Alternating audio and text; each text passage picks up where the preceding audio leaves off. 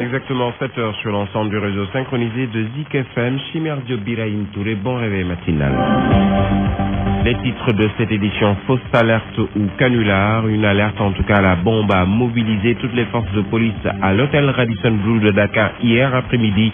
Un réceptif hôtelier vidé de son personnel et de ses occupants durant des heures pour rien finalement. Arrestation des étudiants après le caillassage du cortège du président Macky Sall. L'Amnesty International sollicite la clémence du président. Macky Sall n'en sortira que grandi, en plus de gagner la sympathie du peuple selon Seydi Gassama. Autre réaction, celle du guide religieux Serigne Modou Kara Mbacké. Il appelle au calme et invite le président de la République à pardonner. Ces incidents constituent un signal fort à décrypter par les politiques selon certains analystes politiques.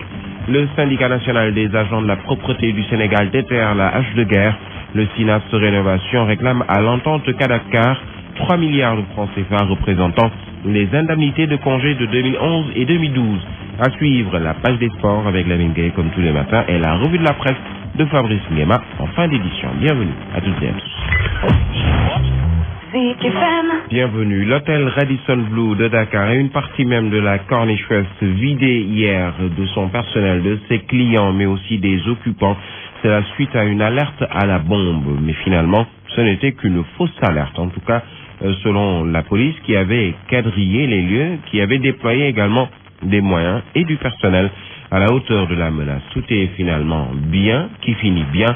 Reportage Simon Faye. C'est un cordon de la police qui vous accueille à quelques 200 mètres de l'entrée principale de l'hôtel Radisson Blu. La consigne est claire, personne ne passe. Badauds et journalistes sont tenus à l'écart, bien loin du théâtre des opérations. Dans la foule, les premières indiscrétions, il s'agit d'une alerte à la bombe. On a dit qu'il y avait une alerte à la bombe, on a entendu l'alerte retentir, ça a fait évacuer, on n'a pas plus d'informations que ça. Cette jeune fille fait partie des résidents de l'hôtel. Comme elle, tous les clients et le personnel de service ont été évacués.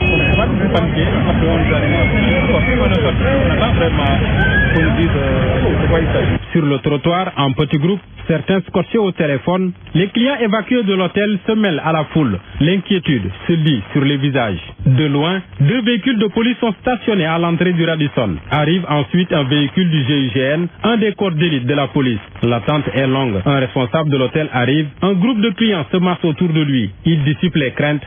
C'est une fausse alerte. Peu à peu, le dispositif sécuritaire se réduit avec le départ des unités spéciales de la police. Il est presque minuit moins le quart. Le commissaire Abdoulaye Diop du commissariat central de Dakar ne veut pas donner plus de détails. En tout cas, l'angoisse existentielle s'est dissipée. Mais tient à rassurer tout le monde. Il n'y a pas eu en fait de bombe ou quoi que ce soit. C'est une fausse alerte. C'est une fausse alerte. C'est la seconde fausse alerte à la bombe après celle de la Bank of Africa de Wakam au mois de mars dernier. Tout est bien qui finit bien, Simon Faye. Arrestation des étudiants après le caillassage du cortège du président Macky Sall. Nous en reparlons. Amnesty International sollicite la clémence du président pour ses étudiants. Seydi Gassama, le président de l'ONG, estime qu'en le faisant, Macky Sall en sortira grandi en plus de gagner la sympathie du peuple. Par ailleurs, Seydi Gassama se dit outré par le silence des autorités depuis que ses étudiants ont été arrêtés il y a déjà presque une semaine. C'est un reportage de Salif Kebessaro. Le sort des étudiants interpellés après la visite du président Macky Sall à l'université ne laisse pas indifférent le président d'Amnesty International. Seydi Gassama se dit préoccupé par le silence des autorités suite à l'arrestation de ces étudiants dont on ne sait toujours pas ce qui leur est reproché. Même s'il reconnaît que la garde à vue en matière criminelle peut être prolongée, Seydi Gassama demande aux autorités de respecter les droits de ces étudiants et leur demande de dire avec exactitude le nombre d'étudiants interpellés au président Macky Sall. Le président d'Amnesty International demande d'être clément vis-à-vis de ces étudiants. Mieux, pour Seydi Gassama, le président Macky Sall doit les considérer comme des neveux ou même des fils et s'abstenir d'écouter tous ces gens qui lui demandent de les emprisonner. Selon Seydi Gassama, c'est en leur accordant sa clémence que le président Macky Sall en sortira grandi et gagnera encore plus la sympathie des Sénégalais.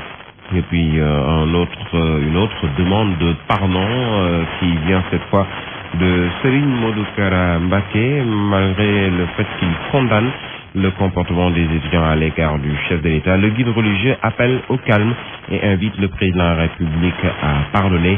L'ambassadeur de la paix exhorte les jeunes à se fier à l'enseignement de Cheikh Ahmadou Bamba pour un Sénégal paisible et exemplaire. Abou Sambou le porte-parole de Charmodou Kara Mbacké, propos recueillis par Gouranda Diop. Ce sont des incidents très déplorables, pour la seule raison et la simple raison que le président de la République, je ne dis pas M. Macky Sall, le président de la République est une institution. Nous l'avons élu. Il est le seul à piloter à ce jour. Donc nous devons tous être d'avis que ce qui s'est passé à l'université.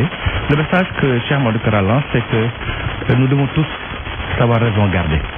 Parce qu'il n'y a que la paix qui doit prévaloir. S'il y a possibilité de faire comprendre à ces gens-là qu'ils ont fait des erreurs, si c'est des étudiants, si tant il est vrai que c'est des étudiants, parce qu'il y a un gros point d'interrogation, il y a des réunions qui s'étaient tenues avant l'arrivée du président et la représentation des étudiants était là. Alors, parlons toujours de ces incidents qui ont émaillé la visite du chef de l'État à l'université Cheikh Anta Diop de Dakar. Un signal fort, en tout cas c'est l'avis de certains analystes politiques tels Ibrahima Bakhoum ou Rosner Ludovic, qui estiment que l'État doit faire une introspection au lieu de traquer ses étudiants. Le caessage du cortège du chef de l'État, un fait qui n'est pas rare au Sénégal. Selon les analystes politiques, presque tous les chefs d'État de Abdou Diouf à Macky Sall en passant par Abdoulaye Wade, chacun a son lot de pierres. L'université est un milieu qui a toujours été comme ça. Les anciens présidents ont tous été hués et caillassés à l'université. Donc ce n'est pas une chose nouvelle. Même si ce n'est pas normal, ce n'est pas une chose nouvelle. Et je pense qu'il faut prendre de la hauteur. Le pouvoir, c'est également ça. Au fur et à mesure, bon, quand on avance, on perd un peu de la côte. Pour l'analyste politique Rosner Ludovic, ces jets de pierre sont un avertissement et pour l'heure, le pouvoir doit faire son introspection. Dire ce qui s'est passé n'est pas normal, mais est-ce que moi, président, je n'ai pas une responsabilité dans ce qui s'est passé? Qu'est-ce que je dois changer? De quoi les étudiants sont mécontents? Donc, on se pose la question, pourquoi une partie des citoyens dont je suis le président est mécontent, une partie mécontente à ce point-là? Un signal fort, pas seulement pour le pouvoir, mais aussi pour les étudiants et l'opposition. Qu'à partir de maintenant, on comprendra que l'université n'est pas un clos. Puisque tout le monde y est, on fera désormais attention. Aussi bien pour les lanceurs de pierres que pour ceux qui gouvernent et qui pensent qu'il faut utiliser tous les espaces pour faire de la politique. Ça ne peut pas marcher comme ça. Quoi qu'il en soit, les actes attribués aux étudiants lors de la visite du chef de l'État sont condamnables, même si les politiques en font depuis quelques jours leur prétexte pour se lancer des pics. Nous parlons politique justement. À Touba, les libéraux travaillent à neutraliser le président Macky Sall. L'opération Macky Zéro, initiée à cet effet, a démarré. Les camarades de Maître Abdoulaye Wade multiplient les assauts. Les populations ont profité d'une occasion pour manifester, elles également, leur ras-le-bol. Correspondance à Abdoulaye Diagne. Macky Zéro, le signal est donné à Touba. Serigne Cheikh Mbacké est l'initiateur du concept. tey su ma ñëwee tey di si lancer opération Macky Sall zéro carte à Touba ñëw tey fekk fi tey mbooloo mu toll nii sama xel dal na ndax fii laa tàmbalee. Le président Sall a perdu la confiance des Sénégalais. C'est fini les tromperies. ca nax nit ñi moom jeex na fii ci Sénégal. te université jàpp ne mun na leen a nax ba mu demee yaakaar naa gis nañ la ko fa dal mën na dem ba continuer ba ëllëg mu dal ko ci Sénégal fu ne ndax nag ce qui s'est passé à l'université pourrait ne pas se limiter là-bas. kon li ñu koy ñaan mooy mandat bi bu mu ko jéem a yokk na ko bàyyi 2017 bu ñu àggee ñu jëlee ko fi mu jeex loolu mooy jàmmam di jàmmi Sénégal. Engagé à donner corps au projet, ces populations ne cachent point leur ras-le-bol. Nous sommes dans des activités qui ne nourrissent pas son homme. C'est Macky Sall qui sera l'artisan de sa propre défaite. À cet effet, elle accute les armes. Nous avons déjà nos cartes. Nous avons mobilisé toutes les femmes pour voter. Tout le monde sauf Macky Sall. Abdoulaye Diagne, Touba, Zik FM. Le retour à Dakar, et c'est pour parler de cette insécurité et du petit banditisme qui gagne de plus en plus plusieurs quartiers de la capitale. C'est une alerte des délégués de quartier de Dakar. En outre, la vente et l'usage de drogue, l'alcoolisme, la prostitution sont devenus des menaces pour la paix sociale dans ces quartiers. Selon ces délégués de quartier, il faut l'implication de tout un chacun pour revenir à bout de ces malfaiteurs. Appel lancé à l'occasion de l'installation d'un des leurs aux HLM 4.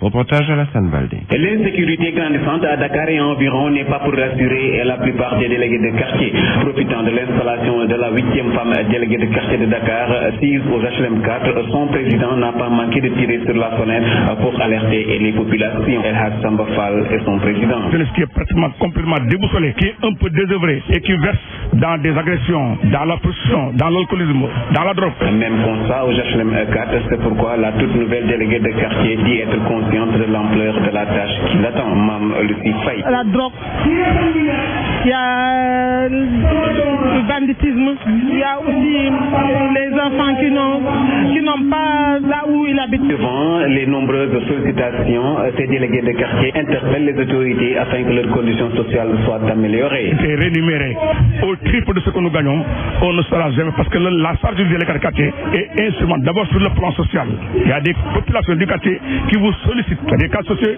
tu ne peux pas vous dérober alors que nous n'avons pas de budget. Au-delà des forces de l'ordre, les délégués de quartier invitent les populations à collaborer avec eux pour qu'ensemble ces malfaiteurs soient démasqués pour le bien de la communauté, première à être victime de leur résistement. HLM 4 Alassane Baldé, Zik FM. Couleur noire des commerçants du marché de l'unité 14 de Keur-Massar, c'est dans la banlieue de Dakar. Ils déplorent la situation lamentable de leur lieu de travail. Il n'y a pas de toilette ni d'eau, le tout dans une insalubrité totale. Ils soutiennent avoir pourtant versé 37 millions de francs à un entrepreneur pour la reconstruction du marché.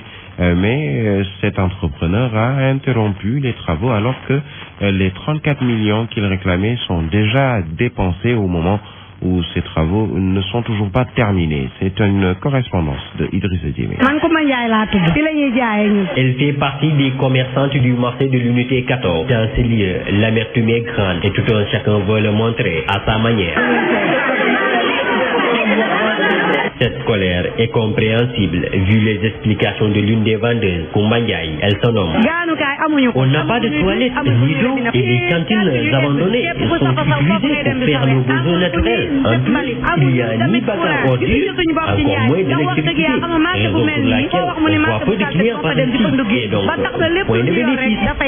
Les manquements ont poussé ces commerçants à se cotiser pour refaire le marché, mais les travaux sont à l'arrêt. Amidou Diallo, un des sages de l'unité 14. L'association a engagé un entrepreneur pour reconstruire le marché. L'entrepreneur a travaillé jusqu'à un certain moment et au fur et à mesure des sommes étaient versées pour lui permettre d'avancer. L'entrepreneur continuait à demander de l'argent pendant que les commerçants estimaient que le travail qui était fait n'était pas équivalent aux sommes qui étaient versées. 33 millions yu tek la def. Ñun jox nañ ko plus de 37 millions. Tay ji loolu la effectivement. Tay ji mo ñu amel xaalis. Le problème du marché de l'unité 14 est complexe du fait que des gens mènent des démarches au nom du marché alors qu'ils ne sont même pas des commerçants ni envoyés par ces derniers. Idrissa Diémé depuis les Parcelles Assainies de Keur-Massar, Zik FM. Idrissa Diémé, je vous le disais en titre, le secrétaire général du syndicat national des agents de la propreté du Sénégal, Rénovation, déterre la hache de guerre. Le SYNAPS Rénovation réclame à l'entente Kadakar le paiement des indemnités de congé de 2011 et 2012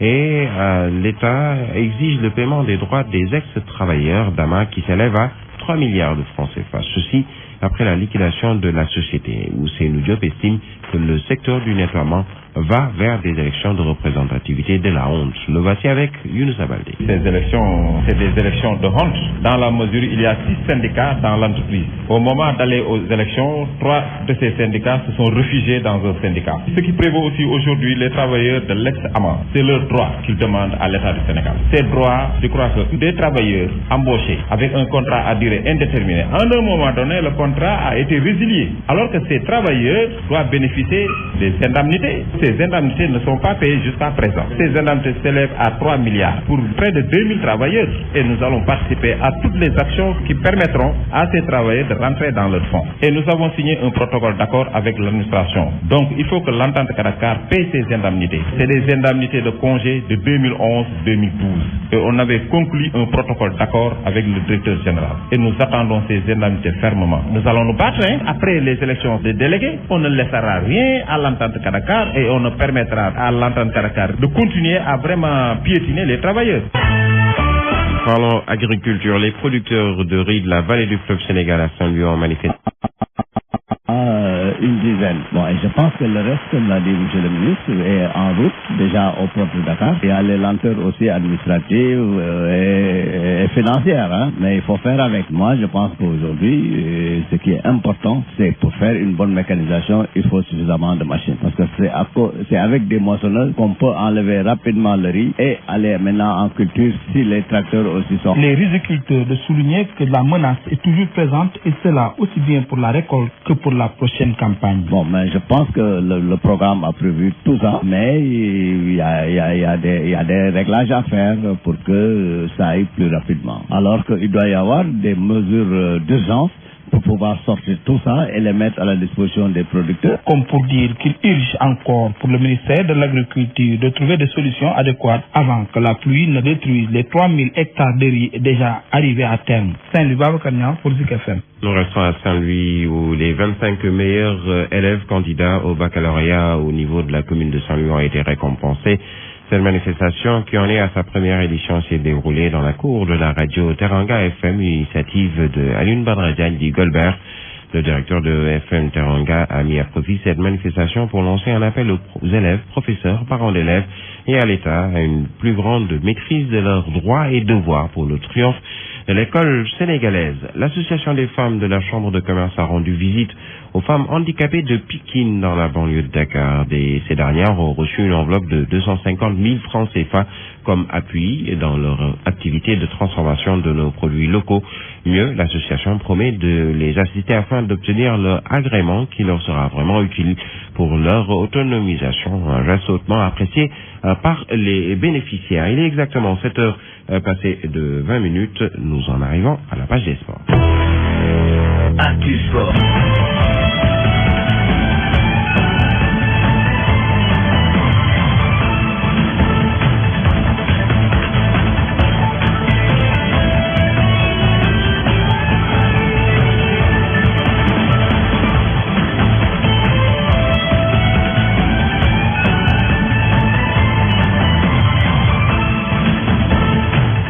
Et nous accueillons dans ce studio pour la page des sports Lamine Gueye, bienvenue, bonjour. Bonjour Birahim, bonjour à tous. Alors nous démarrons avec du Viet Vo Dao, bonne moisson pour le Sénégal au championnat du monde. Oui, la 4e édition de ce championnat du monde s'est déroulée à Alger, c'était du 30 juillet au 2 août. Les combattants sénégalais sont rentrés avec 13 médailles, 4 en argent et 9 en bronze. Ils ont fait même mieux qu'en 2013, nous dit Aïcha Kamara. Les Vossing ont réussi l'exploit en remportant 13 médailles au dernier championnat du monde de Vovinam Viet Vo Dao, organisé à Alger. En 2013, le Sénégal n'avait réussi qu'à ramener 4 médailles. Mamadou Kor est le capitaine des Lions du Vovinam Viet Vo Dao. On a eu en compétir à Daluyen des tableaux d'équipe par 4, une fille contre 3 garçons, ensuite un garçon contre 3 garçons, ensuite des individuels. Et en combat aussi, individuel, c'est les Quen, en arme blanche. Et en menu aussi. La compétition était très relevée, ce qui a permis à l'équipe du Sénégal, notamment aux filles, d'évaluer leur niveau et de se frotter aux meilleurs. Djoberan Sambou est l'un des combattants. Le niveau technique, il a été vraiment considérable. En 2013, on n'avait aucune information, on a été juste pour découvrir. Et une fois en Algérie, on était, je pense, dedans. Et cela n'a pas surpris parce que fils même du grand maître, il a même dit qu'au niveau technique en Afrique, c'est le Sénégal qui est le pays numéro 1. Pour sa première participation, Ndeye Ledjen s'est particulièrement illustrée. Aram Gueye. Cette participation des filles est une réussite dans la mesure où c'est la première fois que les filles participent à une sortie internationale. Parmi les filles, il y avait aussi Ndella. Avec ses 3 épreuves, elle s'en est sortie. Le Sénégal avait déplacé une équipe de 7 personnes, 4 garçons, 3 filles. Les Lions du Vovinam Viet Vo Dao terminent 5e sur les 18 pays représentés. Voilà, en tout cas une performance acquise sans le soutien de l'État. Oui, les Lions du Viet Vo Dao n'ont pas eu le moindre soutien de l'État et ces derniers n'ont pas manqué de le déplorer. Ils invitent les autorités à se racheter en recevant par exemple l'équipe qui a obtenu cette performance. Voici Samba Thiam, il est le chargé de com du Viet Vo Dao, il est au micro de Aïcha Kamara. Nous n'avons reçu aucun soutien. L'État ne nous a pas aidés. Il est important aujourd'hui que vraiment que les gens essaient d'aider les arts martiaux de manière générale, puisque nous sommes en train de souffrir énormément de cette discrimination qui se passe au niveau du sport. Je ne peux pas du tout comprendre quand même que des gens réclament des millions pour préparer une participation à un championnat, alors que des gens qui participent à des championnats du monde ne peuvent même pas avoir des billets. Je pense qu'il est important de régler cette discrimination-là et aider les arts martiaux à pouvoir au moins être aidés à participer à des championnats comme il se doit, sans aucune difficulté. En tout cas, c'est un appel lancé par ces Sénégalais de l'éclairage dans les stades de Linguère et Dara. Oui, un véritable ouf de soulagement pour les amateurs de foot de ces deux localités qui pourront désormais éviter les fortes canicules du jour dans ces zones et jouer en nocturne des projecteurs offerts par le ministre de l'Industrie et des Mines. Par ailleurs, il est le maire aussi de Linguère, Ali Ngouy Ndiaye, qui a lancé les travaux. Je vous propose de l'écouter avec Mas Ndiaye. Nous procédons donc en cette fin de matinée à la pose de la première pierre des projecteurs qu'on a prévus pour le stade de Linguère. Et dans l'après-midi à 17h, on fera de même pour le stade de Dara. C'est des projecteurs comme on les voit dans les grands stades. Ce sera globalement 25 lampes de 1 kW. Répartis donc sur le stade, les 4 points du stade et également au-dessus de la tribune. Nous pensons pouvoir le réaliser normalement d'ici la fin du mois parce qu'on a déjà passé la commande et je dois vous dire que déjà tout le matériel pour la fondation est déjà disponible ici comme à Dara. On va démarrer la fondation donc dès demain.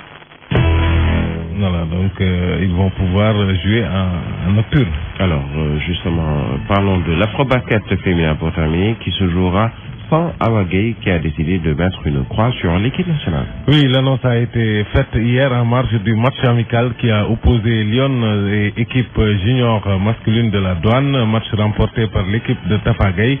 Awa Gueye qui avait pourtant annoncé sa retraite internationale après les Jeux africains et l'Afrobasket a été obligé d'anticiper à cause de son club qui lui demande de rejoindre au plus tard le 13 août prochain. C'est avec donc amertume qu'elle a annoncé la décision de devoir quitter ses coéquipières et de devoir mettre une croix sur les compétitions qu'elle voulait remporter avant d'aller à la retraite internationale comme elle l'avait annoncé au moment de rejoindre la sélection. Elle aura quand même gagné dans sa carrière l'Afrobasket, c'était en 2009 et lors des Jeux africains en 2013. Les Lions qui ont entamé la deuxième phase de la préparation depuis lundi devront donc se débrouiller désormais sans elles. Les Lions, eux, sont à 14 jours de l'Afrobasket et préparent le tournoi de Dakar pour déjà se mettre au rythme de la compétition. Voilà pour la page sport. Merci à vous, Lamine Gueye.